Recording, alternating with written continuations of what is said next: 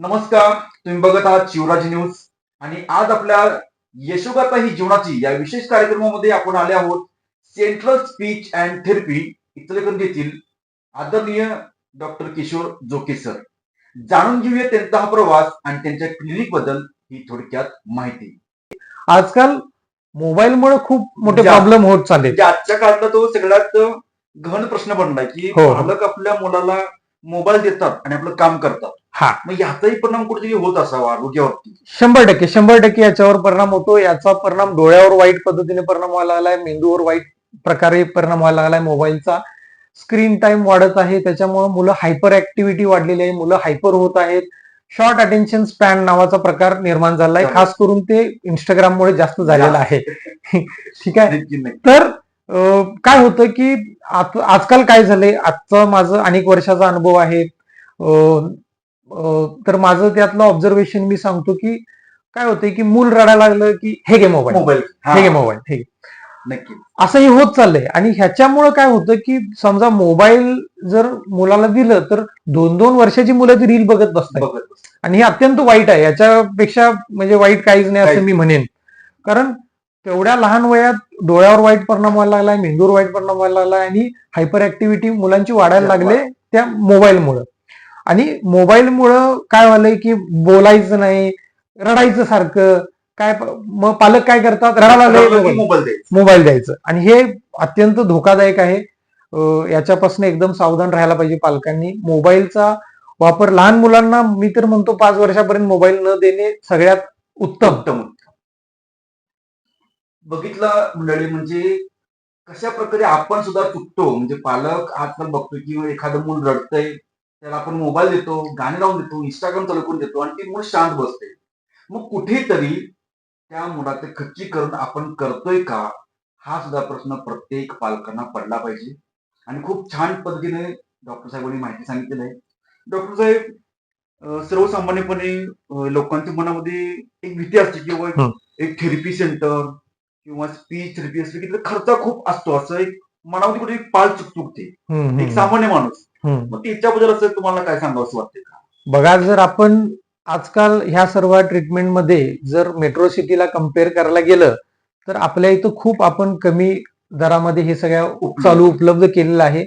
आणि speech therapy पण उपलब्ध केलेलं आहे आणि लहान मुलांच्या तपासण्या पण कानाच्या ज्या मेट्रो सिटीमध्ये खूप महागड्या आहेत त्या एकदम आपण कमी दरात इथं चालू केलेलं आहे. सर्वजण लोकांना ग्रामीण परवडेल असं. असं. ग्रामीण भाग इथला इचलकरंजी असेल, आजूबाजूचा परिसर असेल, ग्रामीण भाग असेल, या सर्व आम्ही कन्सिडर करून अशा पद्धतीनं त्याचं उपचार तयार आणि केलेलं. ठेवलेला आहे. आणि कमी वाजवी दरात, अगदी कमी दरात. म्हणजे सर्वजण लोकांना परवडेल आणि त्यांचं सुद्धा आयुष्य चांगल्या प्रकारे मार्गी लागू शकेल. Yes yes yes. डॉक्टर साहेब, जाता जाता एक तुमच्या या व्यवसायातील म्हणजे स्पीच थेरपी असू दे किंवा ऑडिओलॉजी, एक चांगला संदेश द्यायचा झाला तर तुम्ही काय द्याल?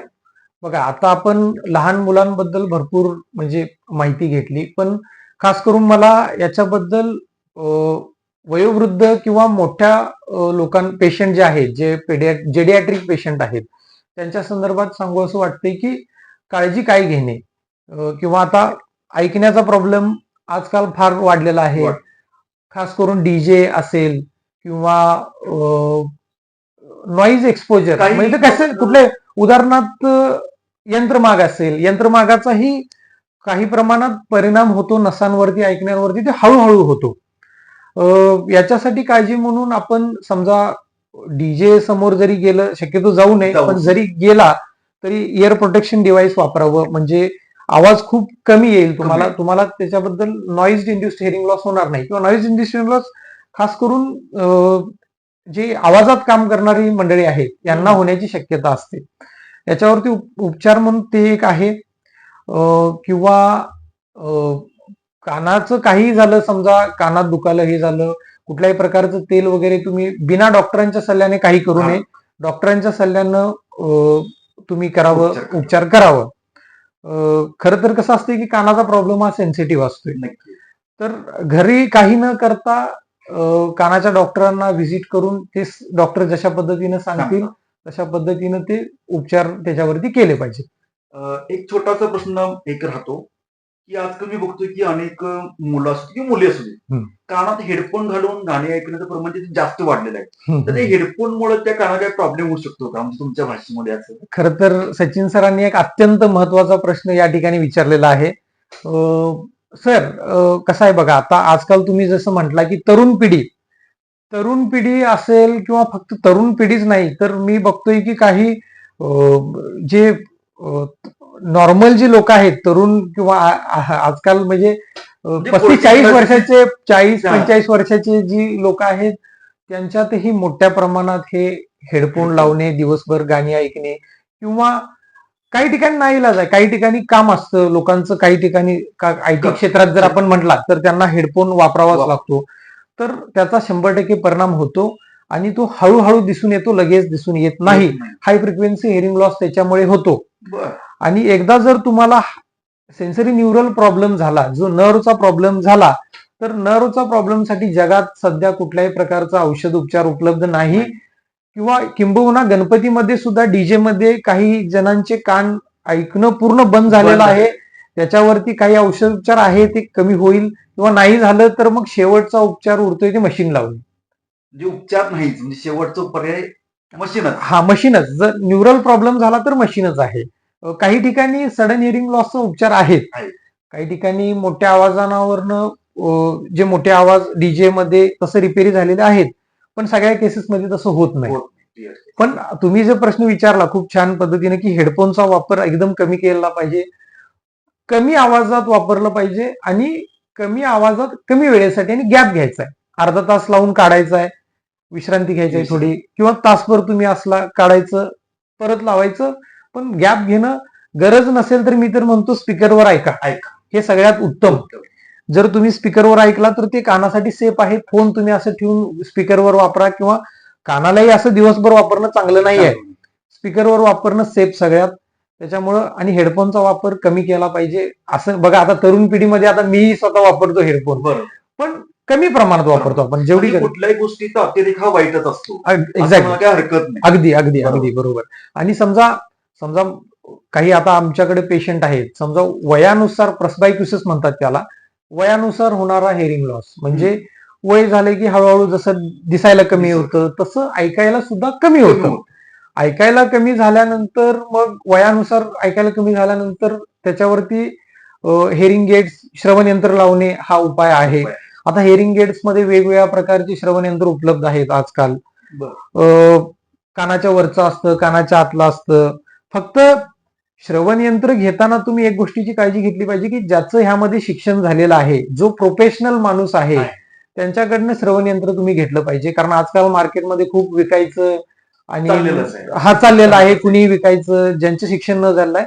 शिक्षण झालेल्या डॉक्टरांकडनं तुम्ही घ्यायला पाहिजे, सायंटिफिकली त्याच्यामध्ये येतो. कारण त्यांना त्याची माहिती असते की काय हेअरिंग लॉस आहे, त्याच्यावर काय, म्हणजे नेमकं काय आहे, त्याच्यावर किती टक्के आहे, आणि कोणत्या प्रकारचं मशीन बसेल, किंवा फ्रिक्वेन्सी किती, कुठल्या फ्रिक्वेन्सी लॉस झालेल्या असतात, किंवा कुठल्या टाईपचा हेअरिंग लॉस आहे, हे सगळं अभ्यास करून मशीन लावायचं असते. ऑनलाईन कृपया घेऊ नये. म्हणजे ऑनलाईन कसं असतंय, एकतर त्याला फ्रिक्वेन्सी तशा पद्धतीने सेट केलेली नसते.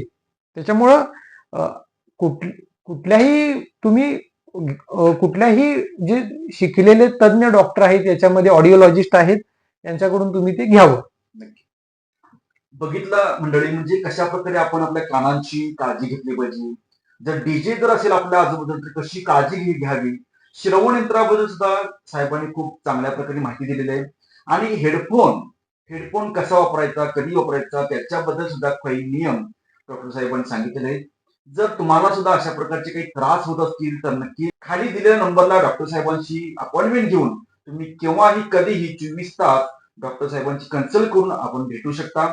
जेणेकरून तुमच्या आयुष्यात येणारे कानाचे प्रॉब्लेम असू देत किंवा स्पीचचे प्रॉब्लेम असू देत, आपल्या पुणे मुंबईला न जाता इचलकरंजीमध्ये नक्कीच आपण चांगल्या प्रकारे उपचार घेऊ आणि आपलं पुढचं आयुष्य सुद्धा चांगल्या प्रकारे जगू शकू, एवढी खात्री आज या डॉक्टर साहेबांच्या वतीने आपणास मिळू शकते. डॉक्टर साहेब, एक शेवटचा आणि एका वाक्यात सल्ला द्यायचा असेल तर तुम्ही काय द्या? बघा की आपले ऐकण्याची शक्ती जी आहे, ही जी देवानं दिलेली जी शक्ती आहे, ही खूप म्हणजे इम्पॉर्टंट सेन्स आहे ऐकण्याचा.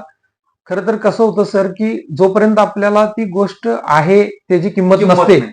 ज्यांचे ऐकू येणं कमी झाले, बंद झाले, ज्यांनी डीजे मध्ये मोठ्या आवाजात कान घालवलेत अशा पद्धतीनं, तर त्याची किंमत खूप म्हणजे कळणे गरजेचं आहे, की आपली कानाची काळजी घेणं खूप गरजेचं आहे. आवाजात जास्त मोठ्या न जाणं किंवा कानात कुठल्याही प्रकारचं ऑइल असेल, काय काय? असेल तसलं काही न घालणं, विदाऊट डॉक्टरांच्या बिना सल्ल्याचं काही न करणं आणि खास करून कानाची काळजी घेण्यासाठी मोठ्या आवाजाचा वापर टाळायचा, हेडफोनचा वापर टाळावा आणि खरं तर हे एवढं केलं तरी बास आहे मी बास. म्हणेन. नक्कीच. धन्यवाद डॉक्टर साहेब. तर पुन्हा भेटूया एका नवीन पाहुण्याचं. तोपर्यंत बघत राहा शिवराज न्यूज बी सचिन सोबत. आता सुसंवाद होईल स्पष्ट. तुमच्या बोलण्यात किंवा ऐकण्यात अडथळे येतात का? त्यासाठीच central speech and hearing clinic घेऊन आले आहे. आधुनिक तंत्रज्ञानाने युक्त अत्याधुनिक श्रवणयंत्रे, लहान मुलांसाठी आणि मोठ्यांसाठी स्पीच थेरपी, डिजिटल ऑडिओमेट्री, उच्चारातील व कानांच्या दोषावरील खात्रीशीर उपचार फक्त आपल्या central speech and hearing clinic मध्येच. लहान मुलांसाठीच विशेष speech therapy, digital hearing equipments, तज्ञ ऑडिओलॉजिस्टचे मार्गदर्शन उपलब्ध. तर आपल्या उपचारासाठी आजच संपर्क करा. Central speech and hearing clinic, Kiran gas godown जवळ, छत्रपती संभाजी चौक, D Mart road, Ichalkaranji. Phone number 7030394040, 7057525626. एक वेळ अवश्य भेट द्या. Central speech hearing clinic, Ichalkaranji.